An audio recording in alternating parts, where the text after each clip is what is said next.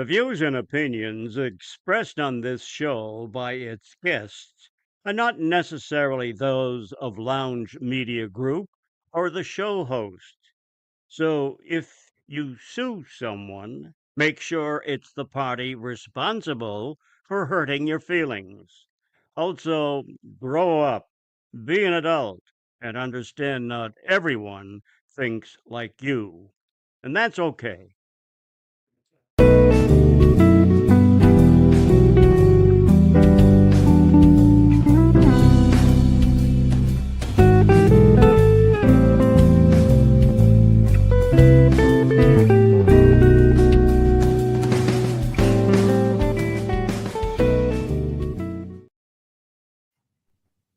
Well, hello, everyone. Howdy doody, Mr. Hound.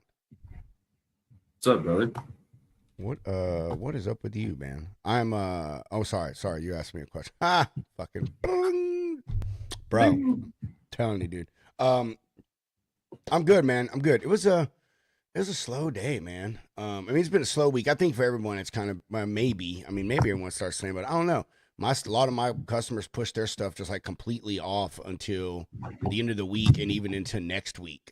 So because it's most of my stuff is either coming from the south or it's going to the south. So yeah, things still up near. So it was kind of a slow day, but got some prospect done. That was good. And I mean, that's really it, dude. That's really all I've done. Nothing spectacular. Week has been good. Finally thawing out. I think what are we right now? We're 55 degrees. So we have finally stayed above freezing. And so I think, dude, our city's been closed, school's been closed all week. So I think shit is finally going to get back to normal around here starting tomorrow. But other than that, man, I say other than that, none of that's bad, but I'm good, bro. I'm good. Things are fantastic. What about you, man? Yeah, it's been a week. Definitely excited to be out of the cold. I'm just shooting down here in Alabama. It's like in the 40s. I walk outside. I was like, wow, it is an absolute warm day outside. But yeah, work's been it's been here and there. California's still moving. Haven't really heard much from my folks in the southeast. I mean, that's to be expected. And that storm's just moving right up the northeast, so that's going to cut off a little bit as well. But you know what people need when freight gets backed up is more trucks. So, it'd be a great time to get on board with some freight, and hopefully those trucks that we're parking at some of the fine locations by Freight Ninja Truck Parking across the United States are nice, safe, and warm now and ready to get back on the road. So, yeah, had a little mishap with the old Casa yesterday. I won't go into details, but make sure that you shut your water off or check your pipes when it gets really cold outside, or else you'll have to call Serve Pro. We don't like those guys. Oh man, that's yeah, I can't believe that, bro. I'm not going to dig into it if you're not, but Dude, that's you want to talk about that's absolutely fucking crazy, bro. I mean, I've seen that before. I've seen what worse, but that's fucking nuts though. Regardless, that's nobody. Yeah, well, dude, nobody wants to deal with that. Nobody. Yeah, and the only thing that saved like my office and my bedroom is that I have carpet in there, so like the front of the carpet just like soaked up all the water. It's still like damp under there, but like yeah, nothing really got too messed up. But they're gonna have to come in there, like obviously dry it out, and then I'm guaranteed they're gonna have to replace a lot of those floors and carpet and the ceiling, and then water's dripping through our cabinets. So but pretty much, I mean, yeah. So Freyhound's gonna be couch surfing for a few months, I feel. But that's just crazy, bro. That's at least I got a busy few months coming up, so it's not like I'm well, it doesn't matter, man. Like you're still displaced from your house, bro. I mean, like that shit. Yeah, and gonna have to like move everything again. Oh yeah, man. Yeah, like I was telling you though, dude, man, is I mean, you may be able to get out of your lease with this. I mean, there might be something in like the clauses that states force property companies or real estate companies. Yeah, I don't know. I mean, that's up to you. I'm just saying possibly because I mean, you are, dude. Who knows how long it could take to fix that stuff, man. I mean, it was more than just what you're alluding to here. You know what I'm saying? Like, it was a lot more. So it's probably going to take some fucking time to deal with that. Yeah. But yeah, other than that, man, things are great. Excited for this show. And yeah. What's Me in the too. news today? We'll get to that in a minute. Before I do though, give some love out to some of the folks that helped make the show possible. Friends over at Freight Ninja taking care of truck parking and outdoor industrial storage. Y'all can hit them up, freightninja.com. And our friends over there at Shoreline, they take care of all your factoring and funding needs. You can reach them, shorelinecapital.com. So, news. We got, man, you know, funny enough, talking about truck parking.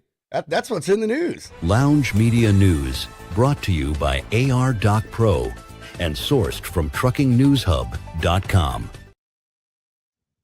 I know truck parkers talked about a lot, but I really don't think you can highlight the good parts of it enough. Most people just talk about how there's not enough of it and the paid parking stuff and all this. So here's a real good positive story out of Pennsylvania. PennDOT announced more than 300 dedicating truck parking spaces have opened at 24 locations across the state since last fall. They announced on Wednesday that 339 dedicated truck parking spaces have been created across some 24 locations in the state as part of the initiative that was announced in October of 2025, with a total of 1,200 by the end of 2026. So this is 339 that goes towards that. All the new truck parking spaces are marked with truck parking signage that is installed by PennDOT.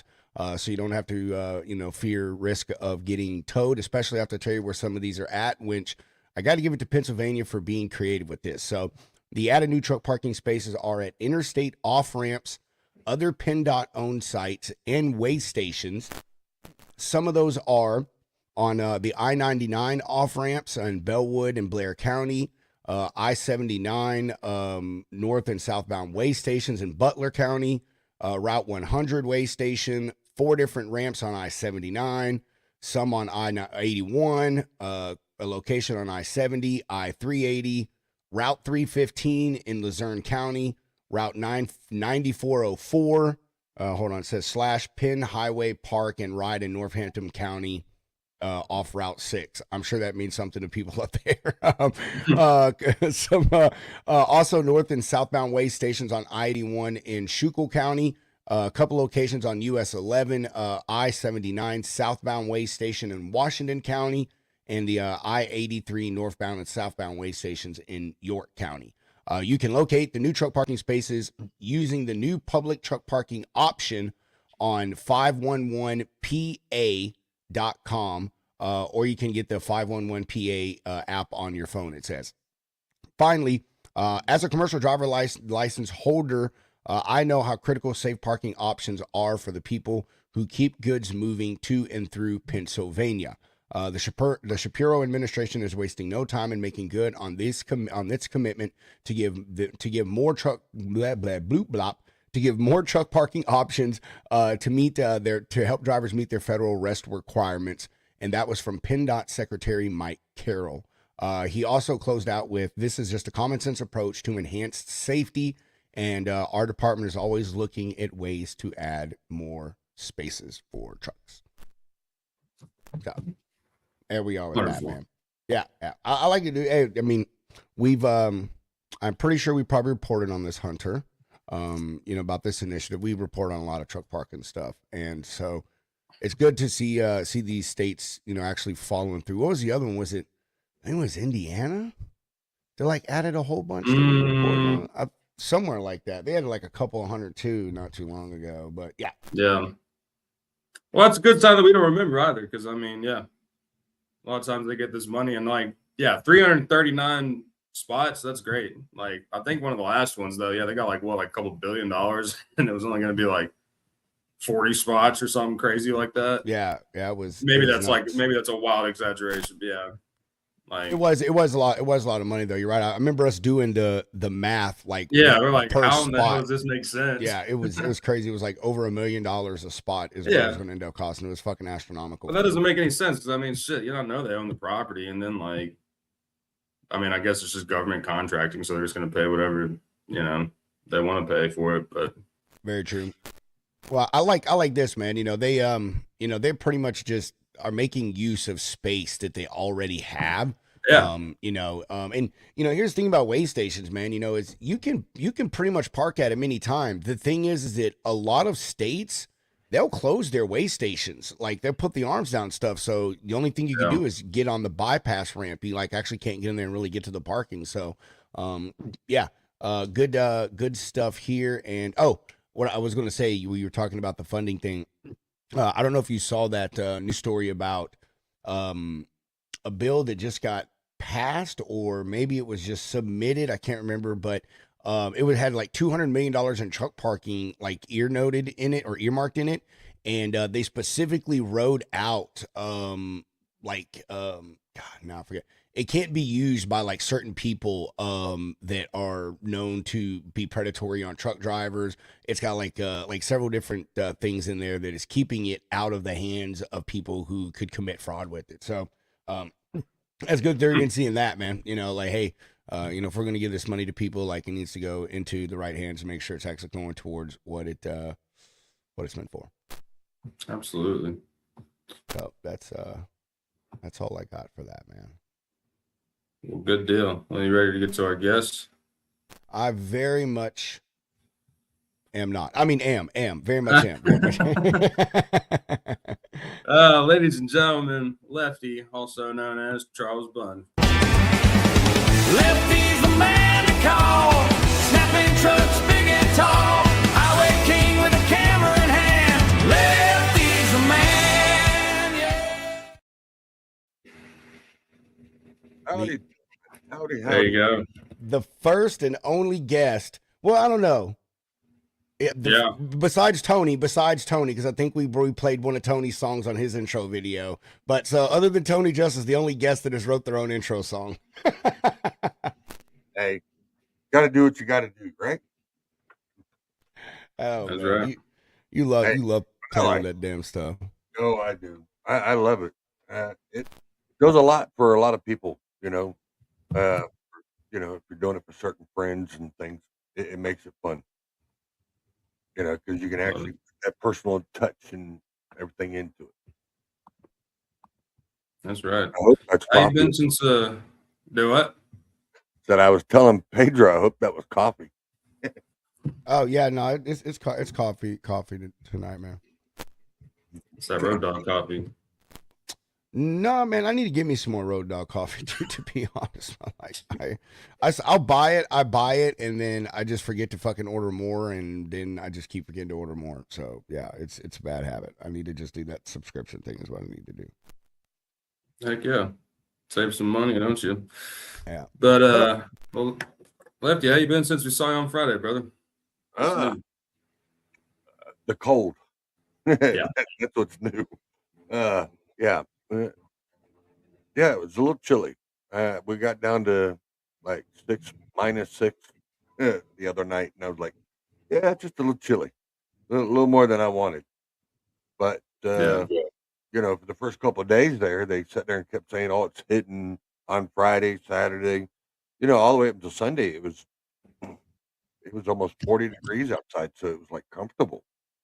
But then Sunday night it hit, and then it decided to bring in all the nasty weather with it, cold. Got a little bit of snow. I still have maybe an inch sitting on the ground still, but it's finally clearing up. Oh, I totally forgot to show that to you, dude. Sorry. What's that? I'm talking to Hunter. Oh, see, look, he's already forgetting to tell you things. Mm-hmm. Yeah. Nothing new. That's true. Well, glad you stayed out of the weather, brother. So I guess we'll go ahead and get the show rolling with the question we ask everybody. But go on and tell us who is Lefty and how did you get where you are today with Left Lane with Lefty? All right. Well, most people know me in the trucking industry as Lefty and known me as Left Lane with Lefty. My real name is Charles Bunde. E is long. Okay. I don't know. I don't want to put it's German. It's German. Category. It's got the E that's long. Are you related to Ted? Nope. With a Y. See, check the spelling. No, we dealt with that over the years of growing up and a kid, but being, uh, you know, being part of that, living in Florida, that all tied together. Yeah, that was. He's like, for a time there, we went by Bunde. That's right. Back then, I went by a whole different name. It was, yeah. But the way Left Lane with Lefty got started, and everybody how it got started, it was done and created on April 1st. So it was more of a like an April Fool's type of thing of how to start it, and wasn't expecting it to take off. It was just a joke, and here we are 5 years later, and it's yeah, massive. Never would have thought it'd been like that. Never would have thought it would have took off the way it did. Within the first year, I mean, my God, I had more people calling me and saying, "Let's do another show, do another show." It was just, but it was inspired to me by someone else that to do something on the towing side because we'll get into that here in a minute. But so that's how that ended up getting created. Um, as everybody knows, I drove truck. I actually figured it out. I drove it for 28 years, but I just I started when I was probably 8 when I learned how to drive a truck. My aunt worked for a trucking company, and on Fridays I got to go with her.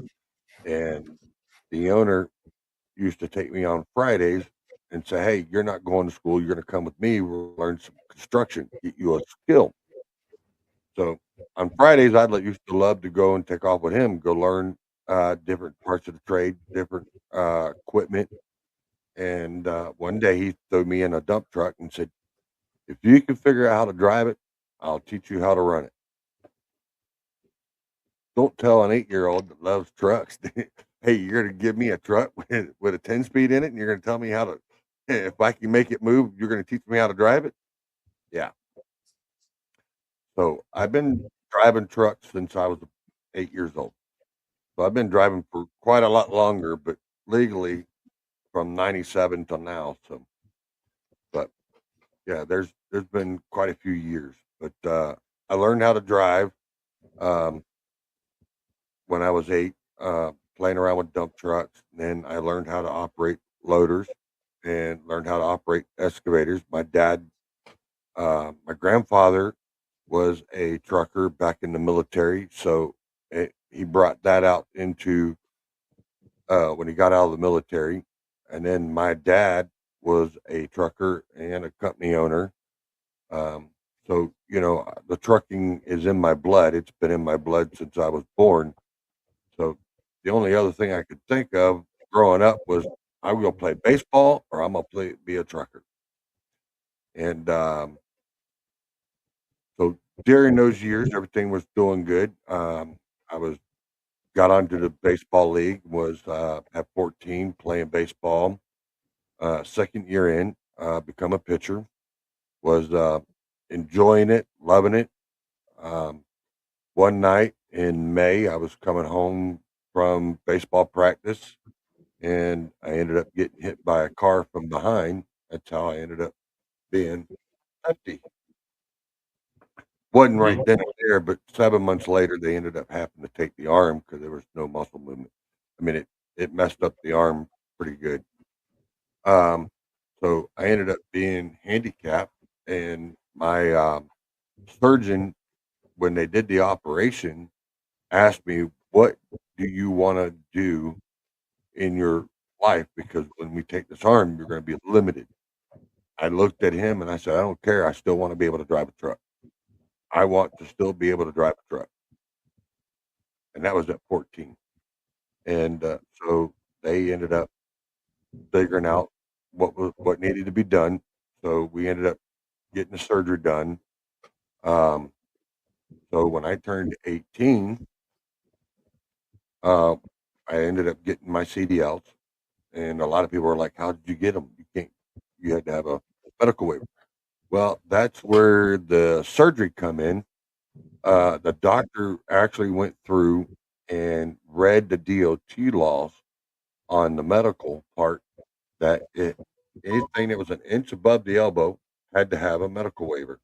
Anything below the elbow did not.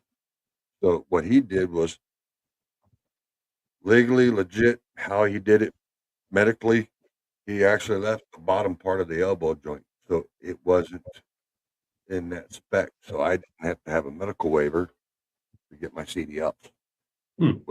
which was pretty slick of the doctor, and it was pretty slick. I was able to drive all these years up until the rule change.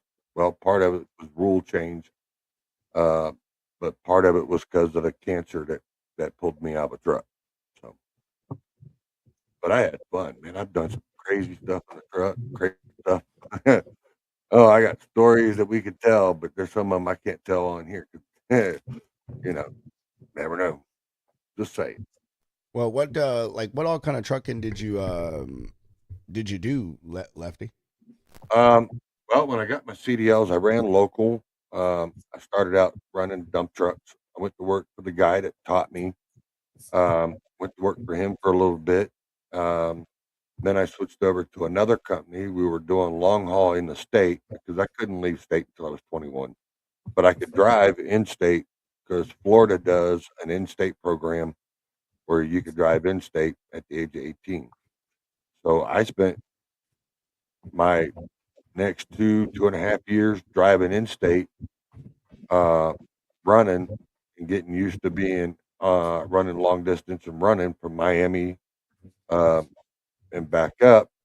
And then when it come to wintertime, um, construction slowed down, so I got into towing. Towing is 24/7, don't matter cold, wet, rainy, whatever. Then I got into it and liking it a lot better. And then with the help of the towing company, they actually got me into the schooling where I went and got my A and had it for a while. Um, I think it was in, let's see, 99 or 2000. Then I went to Covenant Transport, worked over there for a little over a year and a half. I think it was a little over a year and a half, 2 years, close to 2 years. Was sitting there um, running over the road. Wanted to see what that was all about. Um, so that was actually pretty cool on that part. I got to see different parts of the state, different parts of the country, Nebraska, Colorado. Just to let you know, don't matter if it's July and we're down here burning up. It could be 28 degrees in the morning in Colorado. Just saying. Yeah, especially in Denver. Um, I was up there delivering carpet and ended up having to sit there all weekend, and that was a little chilly. Wasn't expecting that, man. I had Florida weather clothes, man. It was tank top, shorts. You know, I was enjoying myself until I got out the door and I said, "Oh my God, I'm in the snow or something." Yeah, it was freezing. But yeah, I did that for a little bit, and then I went back to running local back in Florida. Um, I noticed the pay, and that wasn't what I was expecting. I mean, running over the road, it was decent, but I had my opportunity that I could make more money working for family and friends back in Florida running than I did, running over the road. But I mean, I've had my future. I ran over the road you know, back and forth, a little bit here for a couple of years and then back over there, running over the road for a couple of years.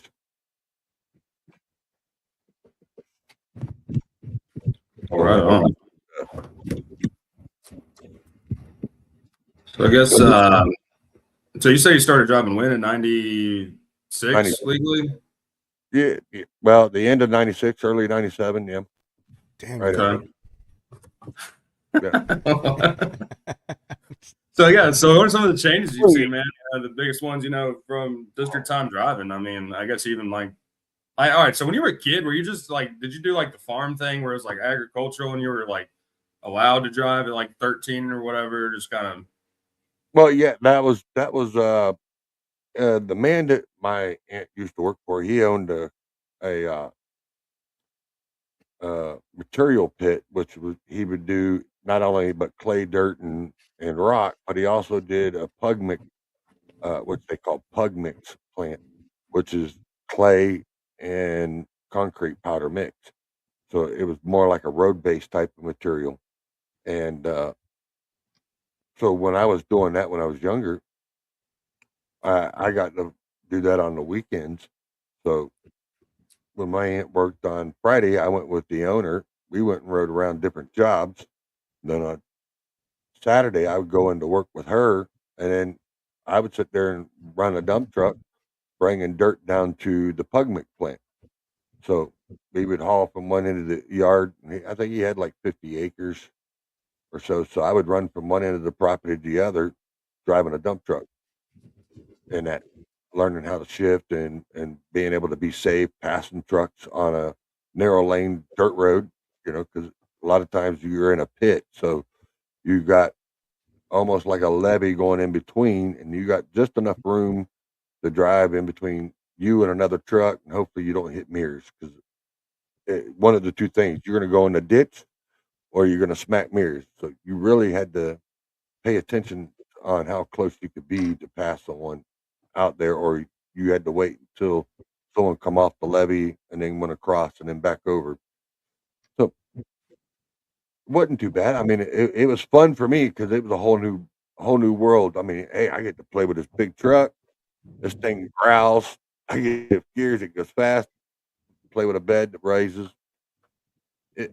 For an 8-year-old, it's really, really something that I would say. I think every kid, every dad that has a truck, don't matter if it's a dump truck, semi, water truck, whatever. I think you ought to let your kid have a chance, try to drive it.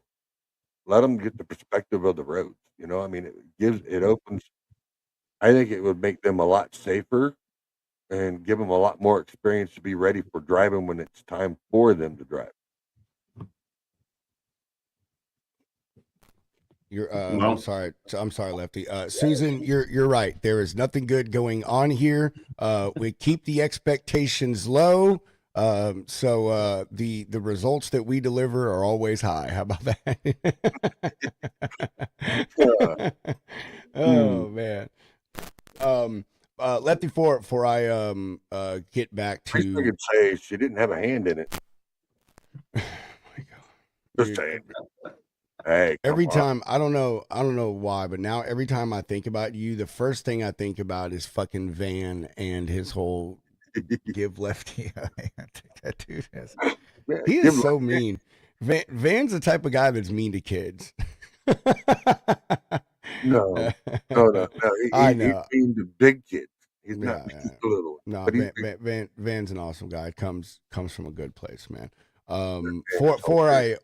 I want to kind of bounce back on something that Go ahead. Hunter was getting into. But first, I have you were talking about getting caught in the cold in Colorado, so I had that happen to me one time myself on the road. I had came off the road, went local for almost 2 years, and then I wanted to go back to school, but where I worked wouldn't work with my school schedule, so I went back OTR, and I was on a dedicated trip that took me up to New York. I think it was like, I don't know, September, October, something like that. Down here in Texas, dude, the mornings in September, October, it's still 80 degrees in the morning.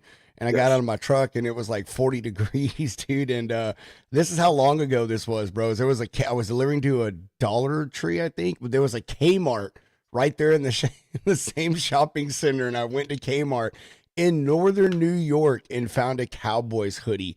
I think my son still has that fucking hoodie. Wow. Yeah. So, but I feel what you're saying, dude. It just goes so like, you're used to one thing, man. Like, and you get out there, you get better. I was never not prepared again on the road, man. I Oh yeah. always fucking had clothes for every season, even in the winter, because it could be 40 degrees up in Jersey, and then you may be down in the South for a week where it's still like 55. You know what I mean? So yeah. Yeah. All right. So, So and I will say on that note, I was sat there and I went to Denver, and like I said, I delivered a load of carpet, sat there and dropped it off. Went over to Nebraska and headed over to Missouri. I had to pick up a load from there from Kellogg, and then we had to take it to Texas. So I ended up going down to Texas, and they said, "Oh, we're going to do a rodeo." I'm thinking, "All right, cool, we're going to a rodeo, like, actually cowboy." No, that's where the trucking training come in. It got explained because I thought it was something different. But during that time, because me and another driver that we went to, he'd come out of the same training. When we got there, my AC quit in the middle of July. This is like July 28, 29, somewhere in there. I mean, I had to sit there for 3 days with no AC. They couldn't get me into the shop to get me fixed because where I was at was like a sub terminal. And in order for me to get in, they couldn't schedule me until that following Monday. You talk about going from one drastic from being ice cold to going down there and dealing with the Texas heat, because Texas heat is nothing like Florida. We have moisture in the air. You get down to Texas, it's like getting blasted with a heater in the middle of July on top of the heat. No, not fun. I've only had my AC go out one time, and I was with PFG. So, I mean, it was in the middle of the summer too, so it really sucked. But we dealt with it that day, and then just went back to carbon. That's the only time it ever happened to me, bro. God, Wouldn't have bad if I was able to move, but we weren't yeah, moving. We were yeah, I stuck feel you. there at that little terminal, and I was like, "Crap, this really sucks." I know that's right, dude. It Nothing like being really. without AC or heat for that freaking matter, dude. Like climate control, period. There's nothing like in a truck Yeah. being without climate control, period. All right, Lefty. So, something Hunter was kind of getting on. I want to kind of come back to. We Good. like talking to the drivers that have been around for a while about the industry past and present. You know what I'm saying? When you got in it, logbooks, e-logs weren't even probably Oh, on no. people's minds. You know what I'm saying? We were still running logbooks. Def wasn't around. Blah blah blah blah blah. So, what are some things that are going on right now, Lefty? That are strangely different from when you first started in the industry that you think have led us down the wrong road, or maybe some gripes. I guess maybe you could put it another way, something like that. Well, yeah. When I started, there was nothing, which I think is a little safer than what. So when I started, we had no e-logs, but you kind of had an e-log type of deal because you had the Qualcomm. All right, so I do you remember received those. your messages. You had the old square, like plug-in notebook that sat there, and you had to deal with the Qualcomm. So you ended up getting your information through it, but it was a simpler system, but did not like it because no matter what you had to do, you had to answer it in a certain amount of time. If not, then it kept pinging. And then you'd have to, well, in my case, I would have to pull over because ain't no way I'm sitting there trying to hold this mailbox sitting on this steering wheel trying to punch in all the info that I needed to type into that Qualcomm. Um, but yeah, we ran logbooks, which is a lot easier, simpler to deal with. But I could say the um, the e-log now is a lot easier to use than the Qualcomm. I think in that aspect, it's easier to communicate back and forth. But I still think that you shouldn't be micromanaged as much as they do on on that system than they did the old system. Um, that and the other thing is all these in-facing cameras. That's another thing I didn't have to deal with. Um, I wouldn't drive for a company that had a camera that sat there and watched me 24/7, no matter if I was in my bunk or out of my bunk. It just didn't make me feel right. I didn't feel comfortable with it. Um, I think they ought to, if you're going to have cameras on it, all right, great. You want to put them on the outside of the truck, facing forward, backwards, on the windshield, facing out like a dash cam. but I don't think you need to see what I'm doing in the back bunk. I mean, if I'm driving the truck, it's one thing. If you got it sitting, uh, maybe even on the passenger side, facing the driver's seat, all right, I can understand that. You know, you're at least you're seeing that I'm sitting there driving, but I don't think it needs to be facing inward, looking into the bunk and being on it anytime they can turn it on and off and not knowing. I don't think that should be one of the things. Um, things moved a lot easier with your clocks back then than they do now. I've had a lot of drivers sit there and tell me, "Oh no, it's a lot easier with the e-logs because we can do our time limits. We know exactly what we got." Uh, I don't know. I mean, when you're got a logbook, you can sit there and, hey, if I'm stuck in traffic, I can put myself in PC, pull over the shoulder, time myself out until the traffic gets better and moves on, and then I can go back on duty and roll with it. Where now you can't do that. You can't. You're stuck there, and then if your clock runs out, you have to hit the shoulder, put out your triangles. I mean, then you're screwed. You got to wait there for 10 hours, or you have to have a DOT officer to come up and sign your book or sign off on the e-log that you can move it to a safe haven, which is, I didn't play much with the e-logs, but it just it makes more. It don't make as much sense as just going back to regular.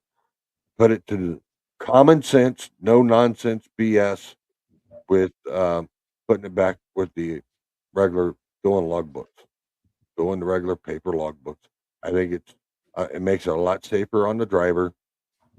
You know, there's drivers out here that work better running night than they do day. You got some of them that likes to start in the afternoon and run until the middle of the morning.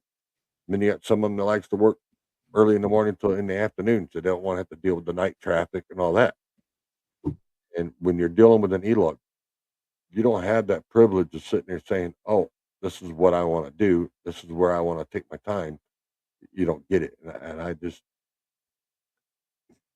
it got a lot more frustrating when they started pulling that in. Then they sat there and started talking of the different things that they were doing, and yeah, it wasn't for me, and it was that's why I tried to stay with a company that was running paper logs, or I run into an area that I only had to drive within 150 miles as the crow flies, and then I didn't have to run with a logbook.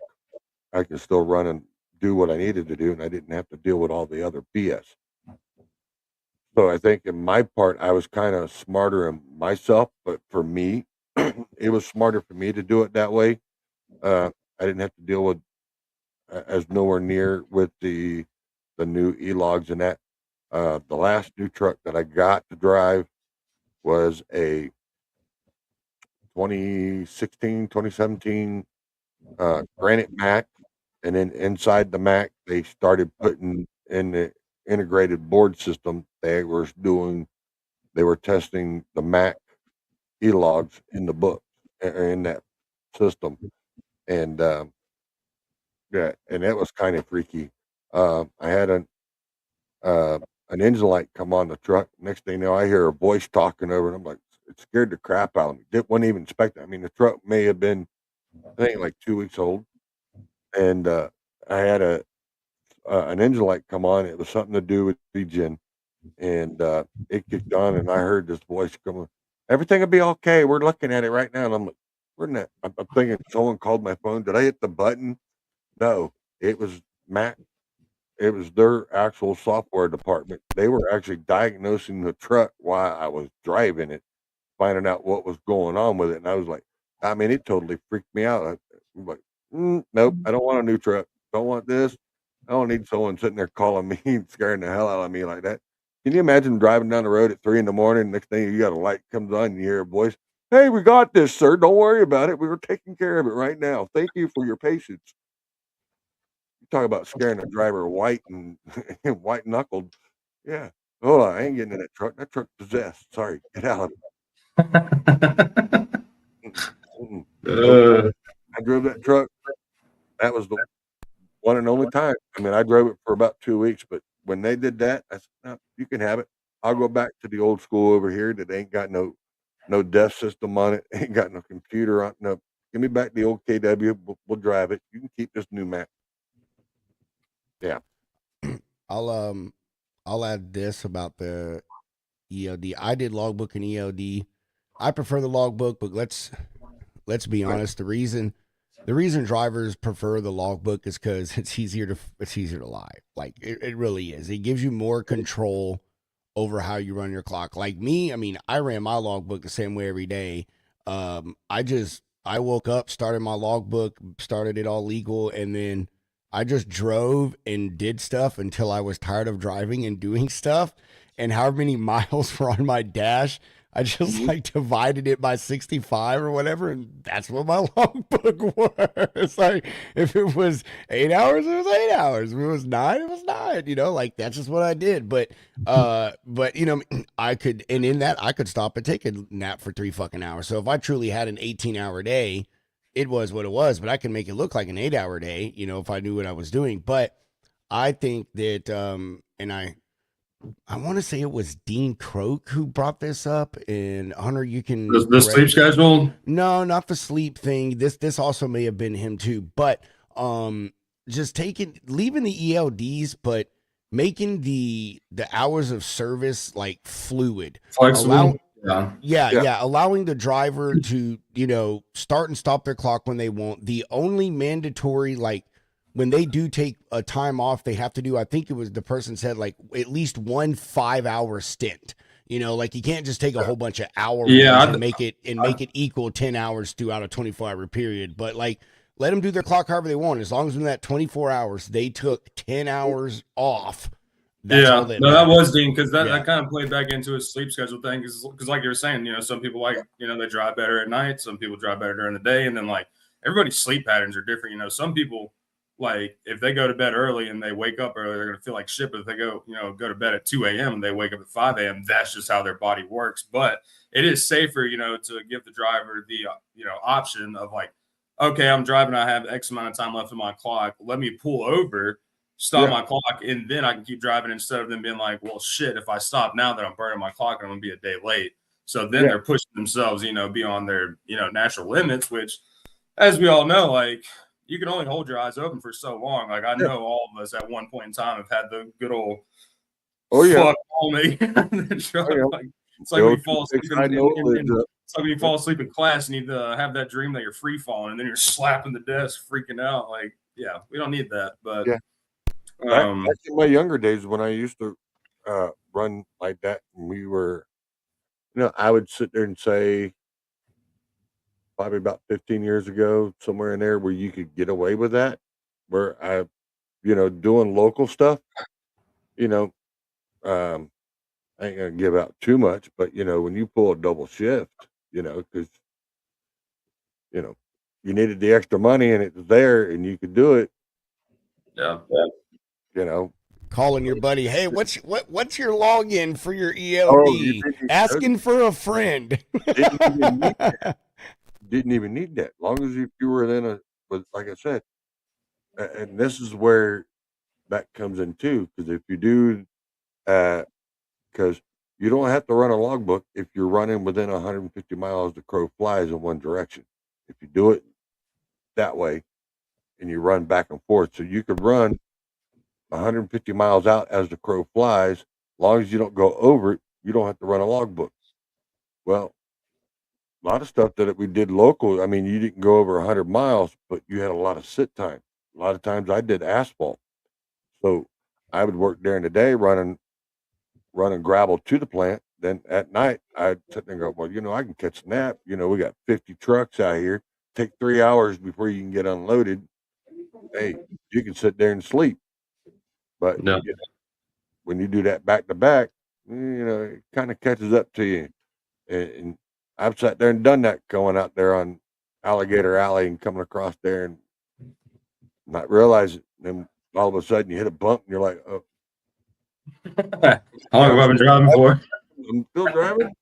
Sure? Well, that's what tripped me out, man. Like back when I first started brokering out drayage freight, like you're saying, like there's no limitations on how long you can drive. So I'd have this one guy, because I'd have containers coming from the port, but also had customers that needed containers, shuttled all over the the Inland Empire.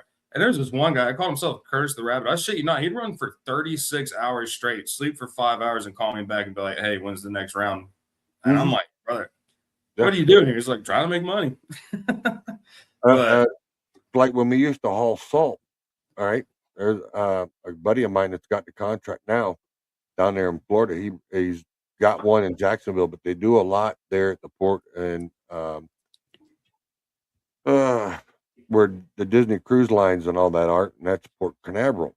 And they have a ship that comes in from dredging salt from out at sea. They sit there and take the salt water and turn it into salt.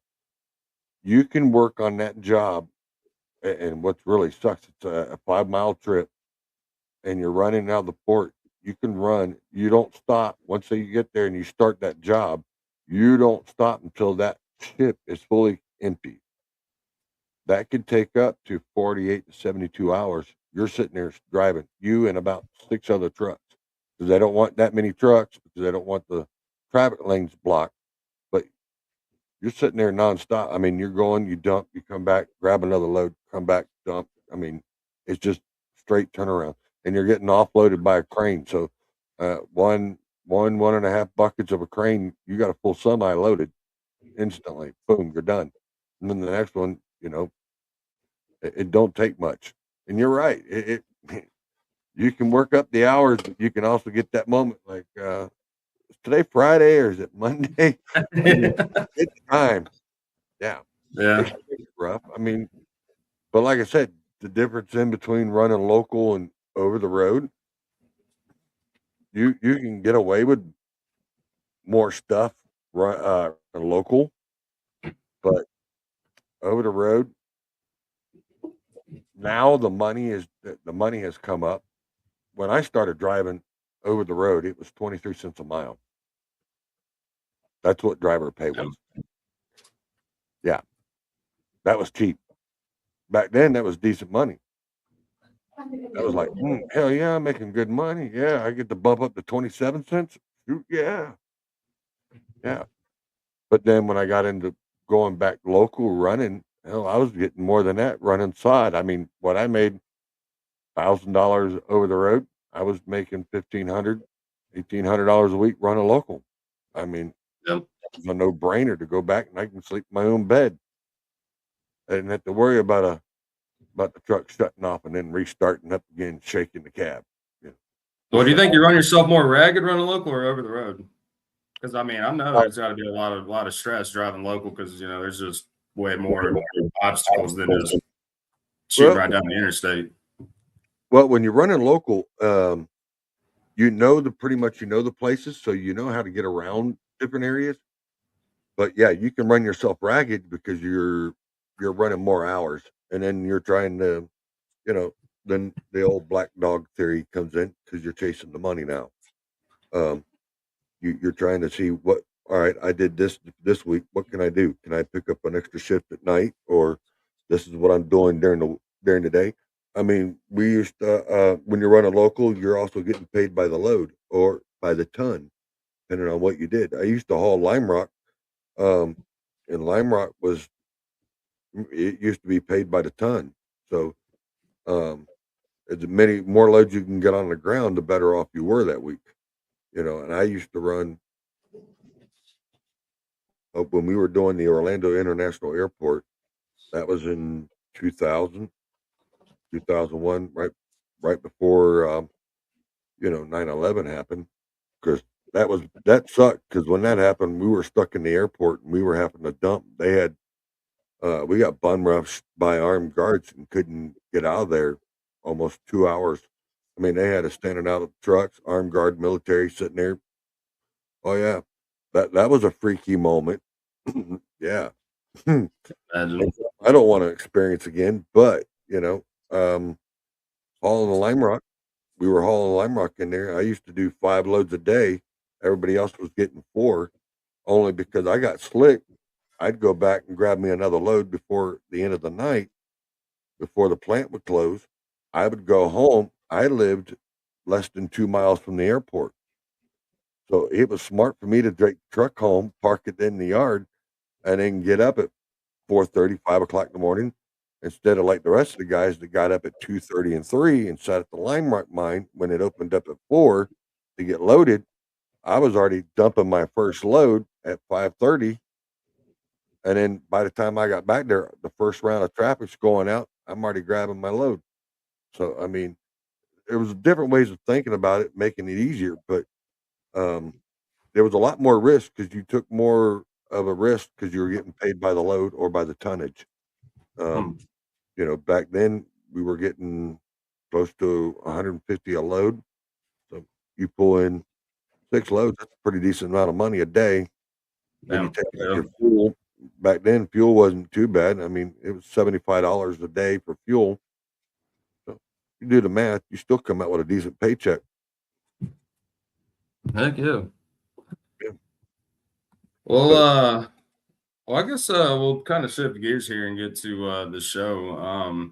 So when I guess did you were you still driving when you decided to do Left Lane with Lefty, or how did that transition go? And what really kind of motivated you to get into it? well, like I said, yes, I was still driving at the time when I started it 5 years ago. Um, this will be April will be 6 years this year, which actually I'm like, wow, I'm It's still crazy. amazed it's gone this long. Um, no, I was working with someone else at the time, doing another type of podcast. They were doing a morning show, and we were talking about doing something. He was doing the trucking thing, like the news and everything in the morning, like weather, what was going on, what the road specs were. And then I decided we were deciding on doing something else, and I said, "Well, I have the wrecker experience driving tow trucks and have that connection too. You could pretty much say I'm a jack of all trades, a master only of a couple. So I've pretty much done everything under the sun that you can think of, from carpenter work to trucking, heavy equipment, towing. Um, yeah, pretty much done it all because I wanted the experience of knowing what I could and couldn't do, because that was my biggest motivation, was someone telling me you can't do that, you're not able to. That was my thing. I really let me prove you wrong. Let me show you how this works, because I'm that type of person. I'll show you how that works. But and that's what happened with Left Lane with Lefty, and that's how it ended up getting started. Was I was working with someone else, and we were going to do on the towing side, and I had connections to be able to bring people on. Well, uh, in between that, there was some uh, things that was going on with the other person. Um, I really couldn't get into what their situation was, but it wasn't turning out to be good, and it ended up going in a different direction. I ended up having to get away from it, and I said, "You know what? Let me start my own." I said, "Just for the hell of it, just to prove to everybody that we can do it, just as a laugh." And I ended up creating Left Lane with Lefty, and the only reason why uh, everybody knows, because I'm an amputee, so I got the left arm. That's how we ended up with Left Lane with Lefty, because I'm filming from the right lane. You're in the left lane. You're in the hammer lane. And the reason why I got the name Lefty was I was working for a towing company, and we had 5 guys that worked there that their name was Charles. So instead of putting Charles number 6, because that's what they did, they started going Charles 1, 2, 3, and 4. I said, "Well, I know how to tell myself apart. Just put Lefty on there. That way you can't mistake me. So that way I couldn't be accused of doing something I didn't do, unless they specifically say, yeah, that guy Lefty did it, you know, then you knew who did it." And that's how I ended up getting the name Lefty. And that started, God, 15 years ago. That's how it ended up getting started. And it stuck with me ever since. And that's how Lefty come a part of it. But then I started doing this. I started that on April 1st, and it was just something that I could prove. Oh yeah, well here, let me tell you a little, almost kind of like a kick in the face, like I can do it, just as a joke. But it actually took off. It actually started out real big. I had 10 or 12 guys that I knew personally that sat there and said, "Hey, man, you do this, we'll back you. We got your back." I said, "Are you sure we're going to do this?" Yeah. And ever since we took off, uh, and half the drivers that I met through through Left Lane with Lefty is what I have now and dealt with, and also from the other podcast that I was on. Um, yeah, it actually worked out pretty well on a lot of things that we ended up doing. I mean, it Left Lane with Lefty's actually got a name for itself. I ended up being able to do some merch. Um, now, I think because of Left Lane with Lefty and everybody knows what it's about and being true, raw, and authentic, because that's the key thing. You got to be true to yourself and you got to be true to your people that you're broadcasting to, because they can tell you real quick, a trucker can see through BS all day long and tell you if you're good or you're fake, and don't want no part of you. And like I said, it took 5 years to get through all that. That's how I ended up meeting Van, Mr. Bullsnot. Uh, we become best of friends over the last couple of years. That's how I met with Tony, and something else that we're doing. I've been doing some little bit of work, video work in that here with Tony Justice for a little bit. We may have some more in the works. Ain't letting all the cats out of the bag, but that's what we're looking at right now. But yeah,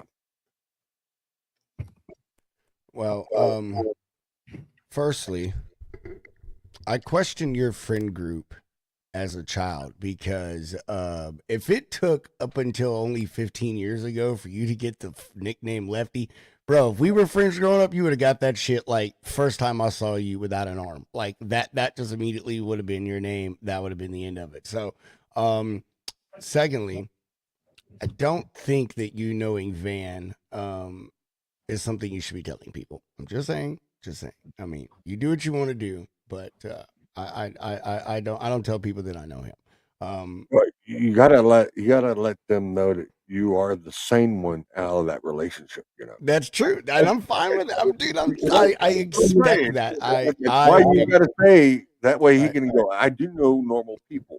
I expect that. Like if someone says, "Do you know Pedro?" I expected only something vulgar to come out of their mouth after that, followed by no. Yeah, hey man, I got a reputation. Got a reputation to keep, man. Just like I told old Susan earlier, man. Keep expectations low, bro. You know what I'm saying? Oh So, yeah. yeah. All right, man. So staying on the media thing. So you talked about how you got in the podcast, and you kind of touched on the video stuff there in a while. And you're similar in that way that Hunter and I, we did this whole podcast first, and the media stuff afterwards. And it wasn't until we like got invited to go to Matt's that we started doing that stuff. But what got you interested into it? Was it kind of like how it was for Hunter and I? It was just an evolution of what you were doing, or was it something you had already had an interest in and dabbled in? And with that, what have some of your struggles been with it, bro? To everyone else out there that does like the media stuff, what has been some of your struggles with the podcasting thing and the photo video part of it as well? Well, my thing was uh, with the podcast. It was something to hang out with drivers to where I can keep in touch. Part of it was to talk about some of the news and everything that was going on with trucking.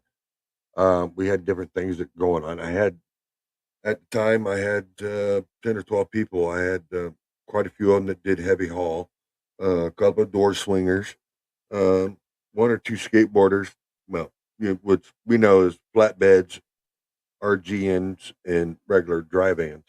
Um, we were all working together, and it was just something that we all come together because of another group, and we decided to bring it along.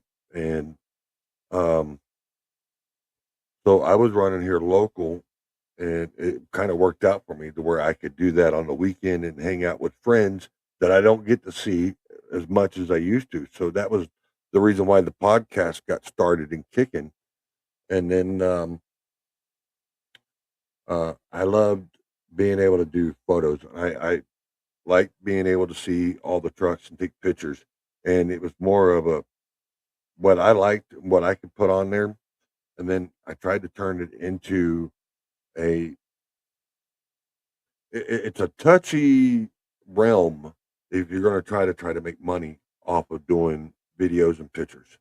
It really is, because if you ain't got the act for it or the right projection for it, some people like it, some people don't, and it also depends on who you're doing the videos of and what's going on with it.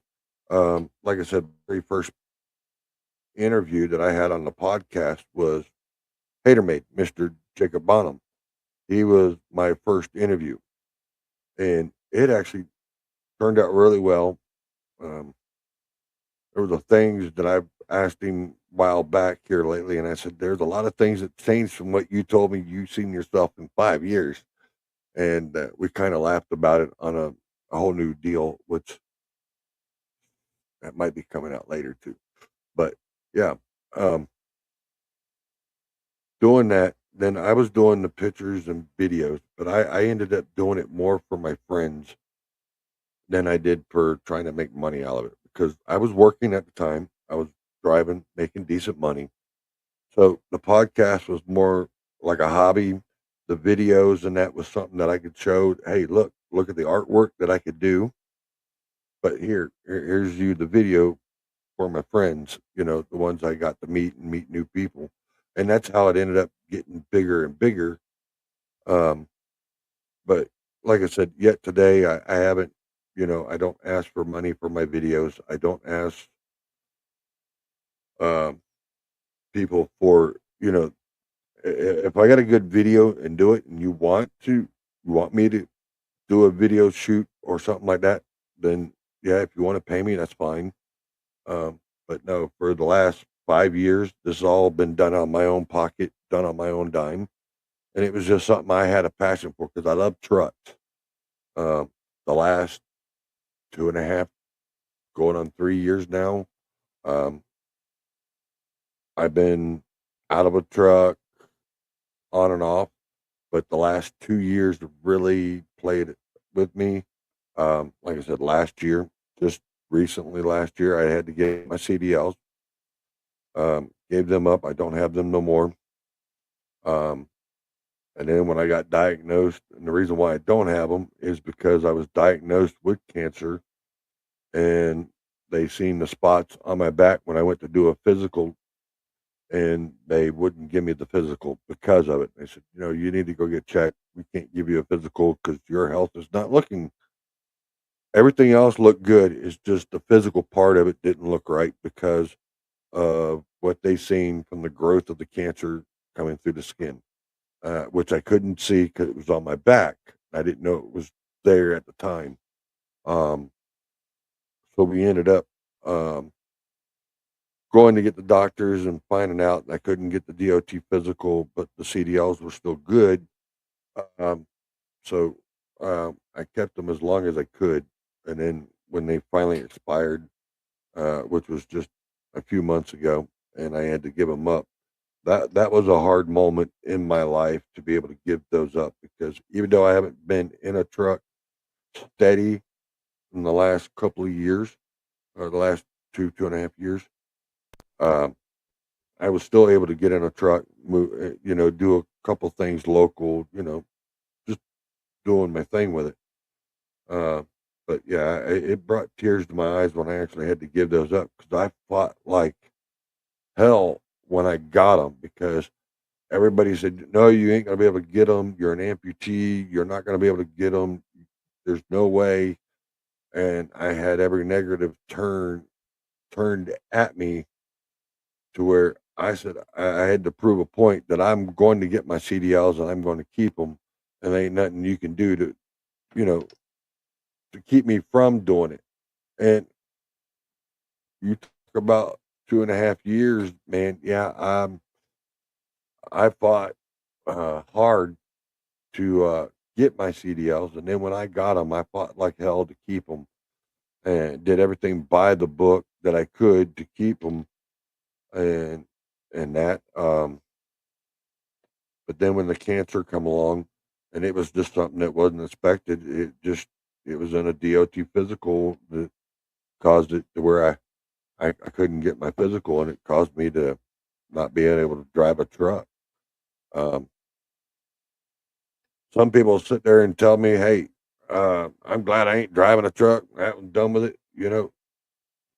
Some people have a passion for it. I mean, if you can sit there and drive for 20, 30 years and sit there and go, "I don't want to be looking at another truck. Don't want to get in another truck." You didn't have the passion for the job. You were in it for the money.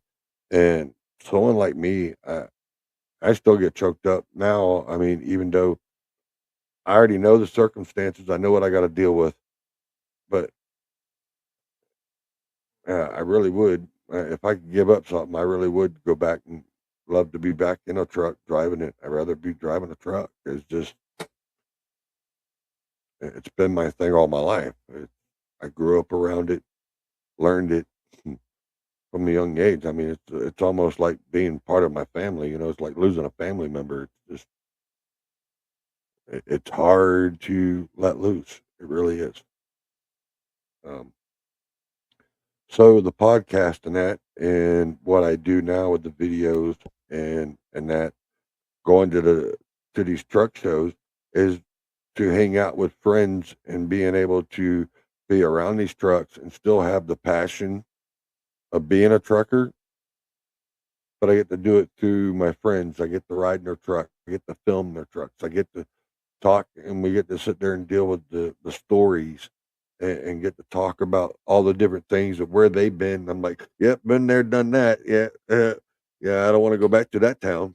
I mean, we talk about places that we used to be at and where we used to go, and it's just, it's just, it's really hard to give it up. It really is. I think Uh, I don't plan on giving it up. I'd rather be hanging out with you guys because I mean that's how I met you guys. Was you know last year because my heater was so hot. I mean y'all needed a ride. I'm just saying, but eh, I meet new people. I don't. We just know now to fucking ride in the bed, bro. Even if it's I don't- -5, we're riding in I the don't have- bed, Hey, dude. I can't help it when I got to sit there and deal with treatments. And that's the other thing with the cancer is that we were doing treatments, and the treatments have changed. Uh, the way this immunotherapy works, it changes your molecular DNA in your body. Um, I never had used to be um, with the cold. Cold never bothered me. Now I could be in 70, 80-degree weather, and it feels like a chill running through my bones.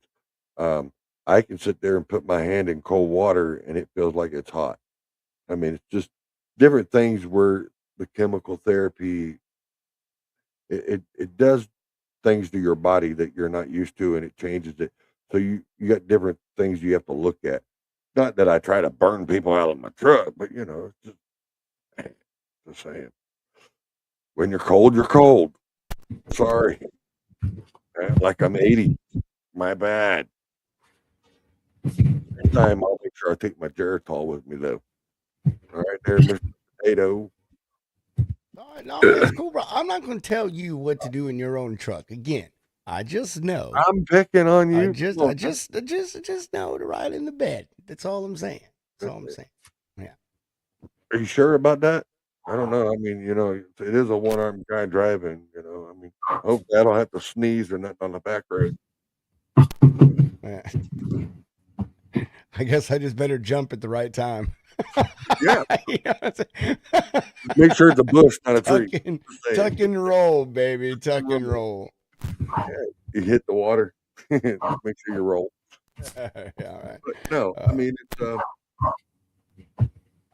the reason why I do it is because I get to hang out with friends and I get to meet new people, and I meet new people every year, and it's something that I enjoy and I like.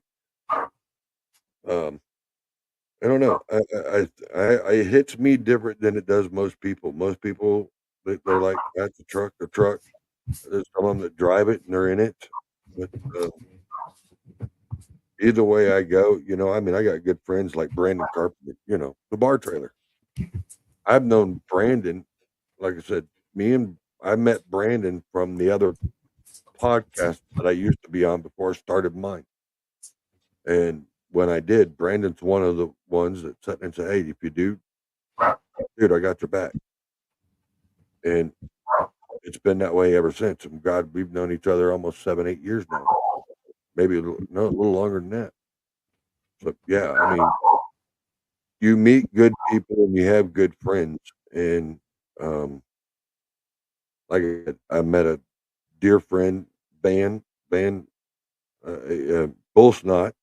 Um, he's full of snot, but yeah, you couldn't ask for a better friend for anything because if you needed something, he'd give it to you. He'd give you your shirt off his back. And same thing with Tony. Tony would do the same thing. And Tony's, him and his wife, where his wife has dealt with cancer. And then when they found out that I ended up having the cancer, his wife really took it hard. I mean, with them knowing me, but didn't know, not knowing me as well as they do now, but they did know me and finding out that I had cancer and it was the one that was the big nasty one. Um, yeah, she took it. They took it. Both of them took it pretty hard, and I appreciate everything they do. Now I get, hey, you want to come down to the house? We're doing a barbecue. Hey, you want to come out and hang out? Hey, we're going to this truck show. You want to ride? I mean, I couldn't ask for better people and better friends. You know,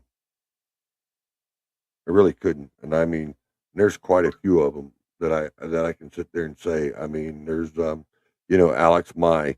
I can pick up the phone right now and call him, and he'd pick up the phone. Me and him will sit there and talk whatever it's going on, it don't have to be trucking. It could be whatever's going on in my mind or what's going on. I need someone to talk to.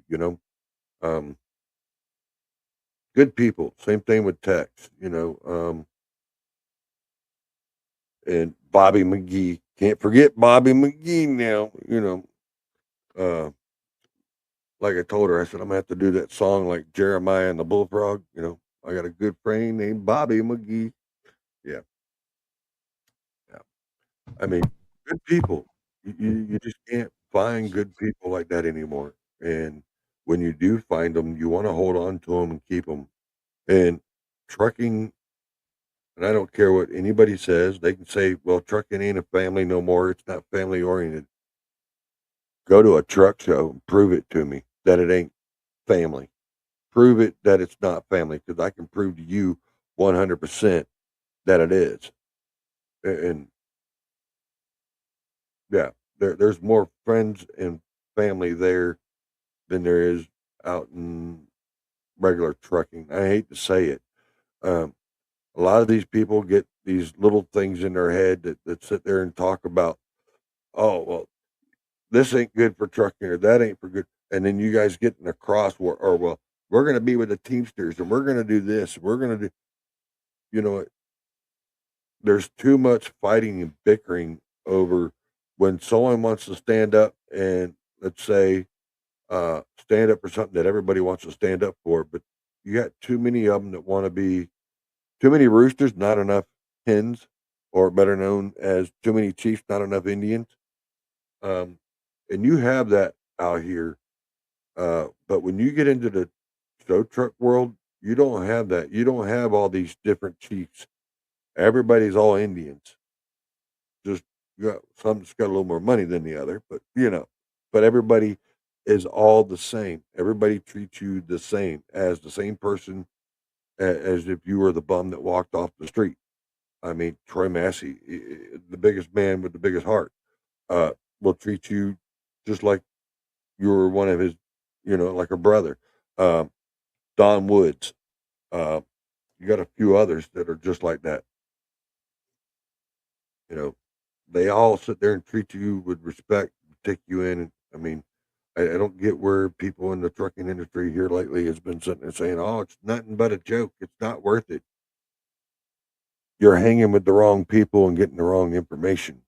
You need to hang out with the logistics lounge. They give it to you. I appreciate that. You're way too kind. I really couldn't say what you just said better. I I mean, to kind of quickly touch on all the things you touched on there at the end. I feel with the CDL thing when I had to give mine up. I can't remember when it was, 22 or something like that. Same thing for medical stuff. Like, it was difficult. I mean, I didn't have the struggle you did, but like, I went through my own process to get my CDL and shit. You know what I mean? And it wasn't easy. So, and having it for all that time and having to give it up. So I feel your pain on that. It fucking sucks, dude. I love driving a truck. Still miss being in a truck to this day. The camaraderie thing, I say as an over the road driver, I didn't have it. As a local driver, totally had it, man. Me and all the guys I worked with, we worked out together. We hung out together, man. I still talk to many of them to this day. And, the stuff with the shows, I only experienced like 2 truck shows before this, and that was to take my kids to it just so they could see cool trucks, and one of them was GATS. But I agree with you with the truck shows.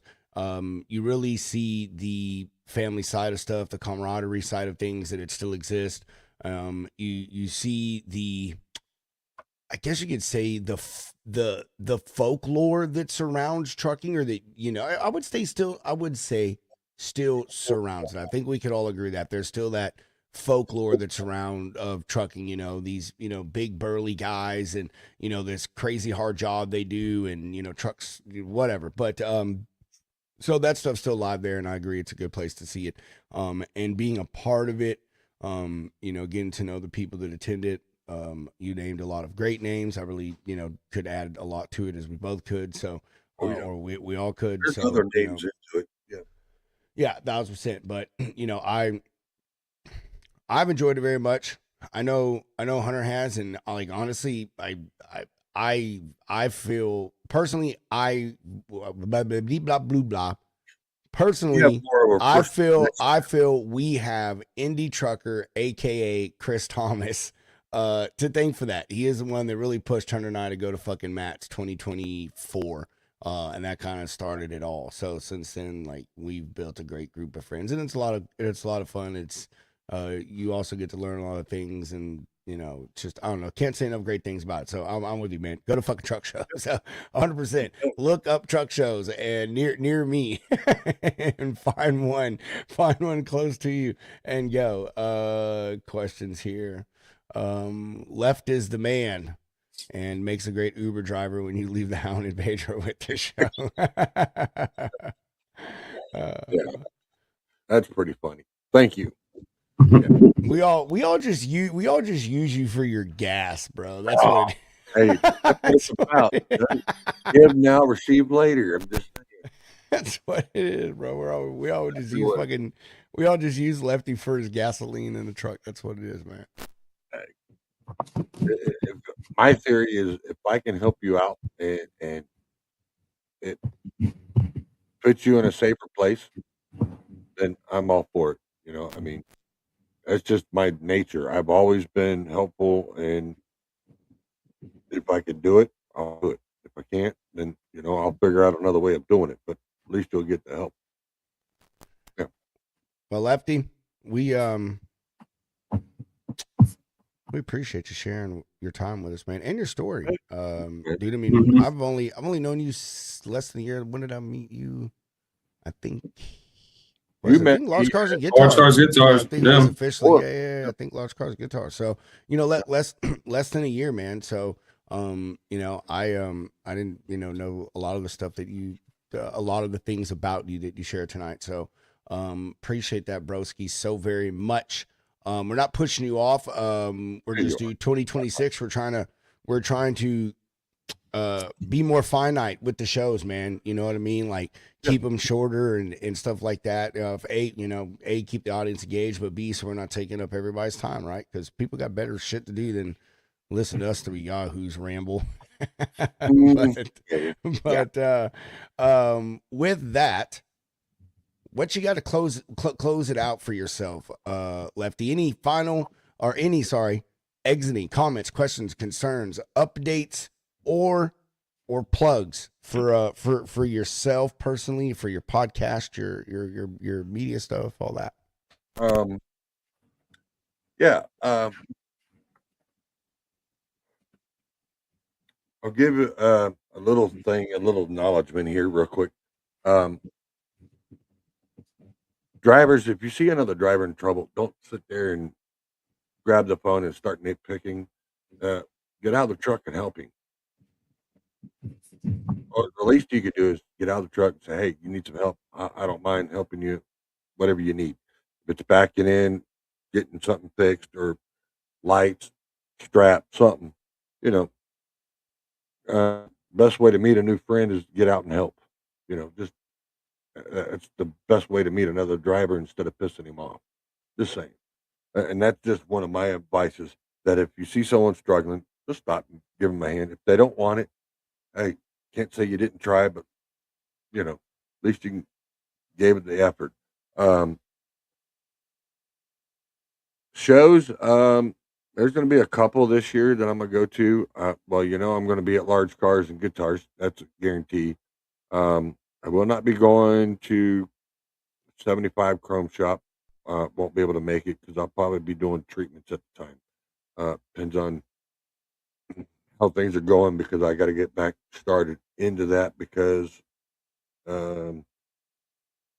things are coming back. So, but I didn't want to get into all that because it's neither here and there right now. It's something that I can tell on my own little deal. But yeah, you can find me at Left Lane with Lefty on Facebook, YouTube, Instagram, Rumble. I do have a Discord I just started, but I'm not liking it that well. So it may be on there, it may not be. It's just something I'm not too thrilled with. But I have slowed down on my podcast a little bit because I am trying to find a new platform to do it off of. The one I was using, it just got out of my budget. I just couldn't afford it no more. So I'm looking for another station to get into, another platform, and keep my platform going. So usually when I do my shows, it's on Saturday, uh, usually between 8 and 10. Sometimes we go to midnight, depending on how many people pop in. I mean, I've had to end up to 25,000 at one time, and couldn't get off there until 1 in the morning. It's like, I want to get off. And they're like, no, no, no, stay. And it's usually the Australians, because that's during their daytime and it's our nighttime. But there'll be a couple of truck shows that'll be probably more local. I might try to hit a couple others out of state if I am able to. Guys, just work with me on that. But that's my game plan, is to try to make it to a couple of them this year, and then work on other things that I got going on. But I greatly do appreciate you guys being my friend. I really do. You guys have been hilarious at the truck shows, and you always come up to me. "What's up, Lefty? How you doing? Doing great? Feeling all right? Need anything? Need a hand? I go beat up Van." No, I'm no, we got to beat up the other hunter from Truck Parking Club, because he's got my hand in his van. So if y'all see this, hunt him down. He's in a yellow van. It says Truck Parking Club. Look in the back window. I guarantee you'll see it Dude, hanging. and Matt, we so got to make that a mission, Hunter, is to fucking steal back Lefty's left arm. Got to get it back. Got to get it back. But my key thing is, treat a driver like a brother, and you'll have a friend for life. And that's the way it should be. Because you never meet a stranger, you always meet a new friend.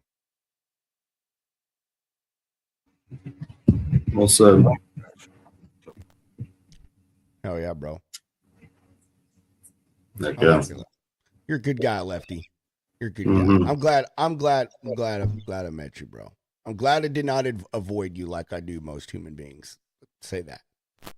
Well, it's kind of hard to, I mean, one of them guys swinging off the back of a bar trailer. I mean, It's the only circus that we had at the show. So I'm just saying. I know. I didn't know whether to call disability services or like give you a tip because this was some weird freak show I was watching. I didn't, you're part of a slash. I didn't know what was going on. You know what I'm saying? So, yeah, It worked out. It worked out. it did totally. And being a disabled, giving you a ride home, no big deal. That's true. See, I'm gonna fucking stop right now. I'm just gonna stop. I am so gonna stop before I get into trouble because Lefty, my sense of humor, dude. Like, I know. I'm gonna stop before I get into I trouble. got a hands down. All right. With the I don't know what group it would be, but the people with disabilities group before they get on our butt. Hey, Mr. You just gotta remember, you get a bunch of us with left arms in a swimming contest. Don't worry about it. We're like NASCAR, but backwards. Yeah. We don't make left turns. We make rights. My Indian name is him who swims in circles. Fucking Lefty. I'm telling you. I don't know what to do with you. Hey, better than being right. Anyhow, Hunter. I will let you guys go. No, you stay. I mean, we're ending the show, but you don't have to jump off like that. Like, don't be like that. Don't be like, you hurt my feelings. I'm going to the fucking crying corner. Hold on. Hunter, what you got? Yeah, Lefty, it's great to know you, brother. Can't believe we've almost been friends now for a year, but you've been on the show so many times. It's great to finally have you on with just you, and I'm surprised it took us this long, but we're not the brightest guys, so we kind of overlook things like this. People come on the show so many times, we're like, there's no way we haven't had you on yet. But yeah, man, it's been a great honor. Can't wait to see you, man. And I guess now you are an official lounge lizard.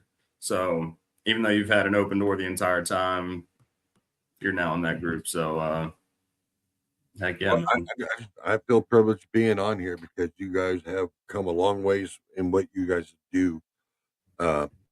You may not realize it. I mean, you probably do, but you may not realize it. But you have a big backing and a big fan base. You really do. And I'm just glad to be a part of the show because I remember when y'all started, back when you had Dan Brown come on and then you had the redneck trucker. And I felt bad for y'all. I really did. I mean, how'd you let that lot lizard get on here? But I mean, I'm just saying. He paid us, bro. They had us duped. Yeah. Yeah, he paid us. Van, we could never deny him to coming on the show, bro. Like, no. you just could. Hunter, I mean, not just because he's our friend, but my wife would beat the literal bull snot out of me. Like that's Van's her freaking buddy in her mind. So yeah, I could if I was mean to him, my wife would beat the crap out of me. So yeah. Mm-hmm. All right. She'd be like, "Hey, Van, can you come up with a product? Because I got to take care of a problem." Miss Hunter, anything else? No, brother. Cool.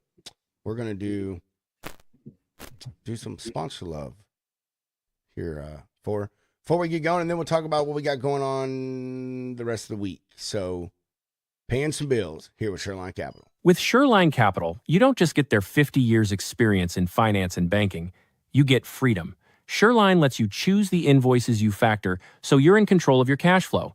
Get advances up to 97% of the invoice for immediate expenses, and no early termination fees so you can move on whenever the time is right. Being a business owner is about freedom, and Shoreline Capital understands access to your revenue when and how you need it is a vital part of that. Start your path to more control over your money with ShorelineCapital.com or call them at 801-605-8822. Make sure you use code SURETHING365 to get your first invoice up to $2,000 for free. And comes to Chuck parking, we only recommend one company. Freight Ninja sites aren't just to park one truck and trailer. They can be the main base to park your fleet, a drop yard near one of your shippers or receivers, and a whole host of other things. Find out more of what they offer and how Freight Ninja can help you by visiting FreightNinja.com. or give them a ring at 844-303-1505. Make sure you use code Lounge Ninja to get special pricing. And Friday, Mr. Hunter will not be here. He's going to do something, going to a party of some sort. A Mardi Gras. Going to thing Mardi today. Gras. Yeah. Yeah. Yeah. Going to That's play what- with the real lizards. That's true. Right? Whoa. That's funny. That's fucking funny. He's gonna. Yeah. We're gonna shut up. All right, I'm gonna stop. All right, Friday. Mr. How will not be here, but Mr. Steve Talamo, Dirty Dre himself, will be co-hosting with me, coming over from the Dreads Junkies. So we're gonna have a good time with Mr. Gary Johnson from Hustler Heavy Haul. Sorry. Gary just bought a brand new truck, and we're going to talk about that and catch up on all the happenings that have been going on in the heavy haul industry with Gary this Friday, 4 Central, 5 Eastern. So tune in for that. And I think that's all I got. All right. Go. The views and opinions expressed on this show by its guests are not necessarily those of Lounge Media Group or the show host. So if you sue someone, make sure it's the party responsible for hurting your feelings. Also, grow up, be an adult, and understand not everyone thinks like you. And that's okay.